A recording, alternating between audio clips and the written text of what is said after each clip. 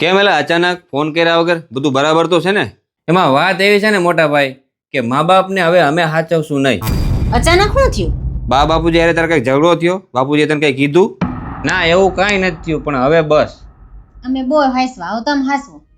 જો ભાઈ, આપણે જે બા બાપુજીને સાચવવા માટે રૂપિયા નક્કી કર્યા હતા એ તો અમે તને ટાઈમ ટુ ટાઈમ આપીએ છીએ, તો હવે તને વાંધો શું છે? પૈસા ઓછા પડતા હોય તો બોલો.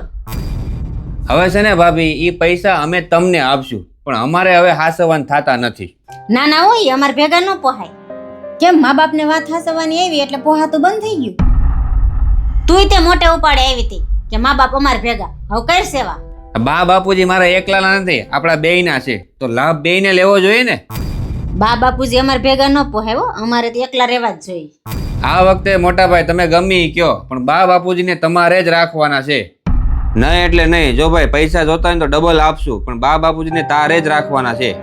મોટા ભાઈ, થોડોક તો વિચાર કરો. હાવ આમ થોડું હોય. પણ જો ભાઈ તારે રાખવા હોય તો રાખ, નકર હાલો આપણે એને વૃદ્ધાશ્રમમાં મૂકી આવી. હાલો તો વૃદ્ધાશ્રમમાં જવા દઈએ. તો પપ્પા એક કામ કરજો ને, તમે વૃદ્ધાશ્રમ જાવ છો ને તો ભેગા ભેગ તમારું નામ પણ લખાવતા આવજો. એટલે તું કેવા હું માંગશો? આ દિવસે ને દિવસે આનો જીબડો વધતો જાય છો. પપ્પા જ્યારે હું મોટો થાય બસ મારા લગ્ન થાહે ત્યારે મારે એકલા રહેવા જોહે. જો તમે અત્યારથી નામ લખાઈ દો ને તો પાછળથી તમને તકલીફ ન પડે. ત્યાં કદાચ જગ્યા ના રહે તો તમને કોણ હાસવશે? હું નથી હાસવવાનો કાંઈ. મીતુની વાત સાચી છે. મા બાપે આપને ઉછેરીને મોટા કર્યા. અત્યારે આપણે 4 જણાથી 2 જણાને નથી સાચવી શકતા. વિચાર તો કરો આપણે કેટલા સ્વાર્થી થઈ ગયા. તમારી વાત સાચી છે મોટા ભાઈ, કે આપણે જેવું વર્તન આપણા મા બાપ હારે કરશું ને એવું જ વર્તન આપણા છોકરા આપણી હારે કરશે.